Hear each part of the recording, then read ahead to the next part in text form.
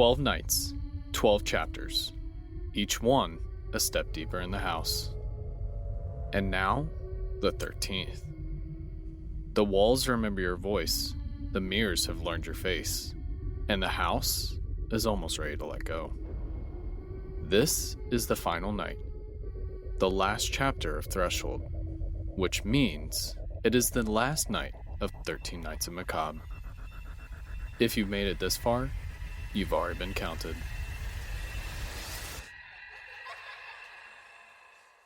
Chapter 13, Threshold.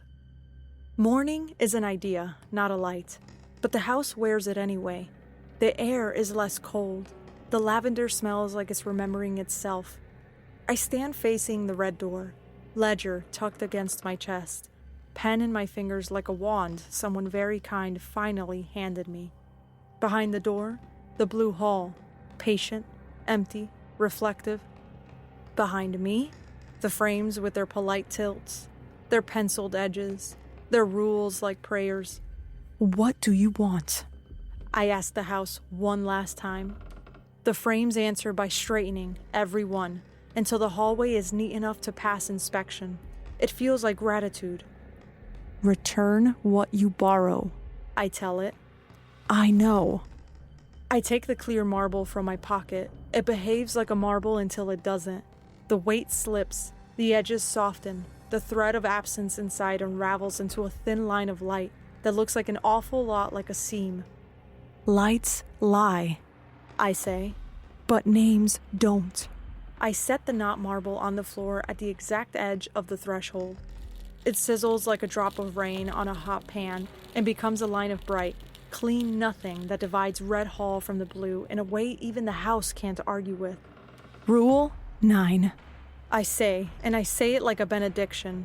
Keep to your side." From the other hallway, the mirror leans a degree, interested. The other me lingers just behind the glass, calm now, no longer coaxing, simply watching. "You have my room," she says. Downstairs. "You can keep the crib," I say. "I'm giving back the name." I open the ledger to Rule 13. The neat hand glows on the page. Below it, I add a smaller line in my own handwriting.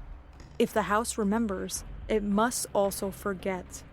The paper warms, then cools. The ink dries like a closed eye.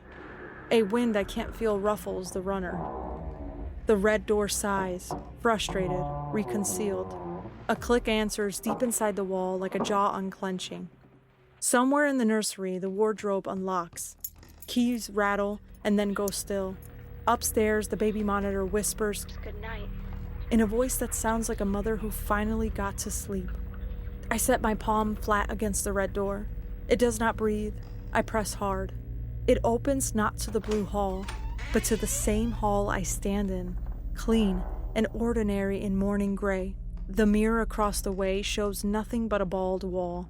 The line of light on the floor fades like chalk. The house reminds me gently, ritual complete. "Sunshine," I say, and smile into the empty. "I'm going home." I step through. The front door key turns without commentary. The latch opens like a held breath released. Outside, the street is exactly the same as it was at 9:47 last night when I arrived. Wet leaves, a stop sign, a neighbor's porch light left on, like a lighthouse who fell asleep at work. I lock the Marrow house and slide the key under the mat for the realtor. In the glass of the front door, my reflection smiles back. It smiles a fraction too long. "Return what you borrow," the not-me whispers through the glass in a voice only I can hear. Her palm lifts and meets mine through the pane, warm as a held coin. Behind her, down the entry hall, the frames are all straight. "Thank you," I tell her. It feels right to mean it. She tilts her head, curious and kind, and then turns away, walking back toward the red door that isn't there anymore. When the realtor arrives later with a new family, he will notice that the house smells better. He'll say so, relieved. He will not mention the one photo on the wall that seems to change when he looks away. The one that sometimes shows a woman with a ledger under her arm, exiting into morning. The little girl will linger in the entry and trace her finger along a faint line on the door, invisible to everyone else, like a seam that used to be there. Come on, sunshine, her mother will call, distracted, and the house, good host that it is, will from now on keep its hands to itself.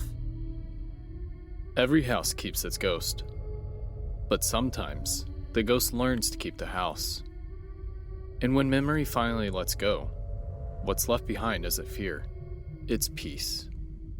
I hope you've enjoyed this story and this year's journey through the dark with us. This has been 13 Nights of Macabre, presented by Macabre Mondays. Thank you for listening, for stepping across the threshold, and for staying.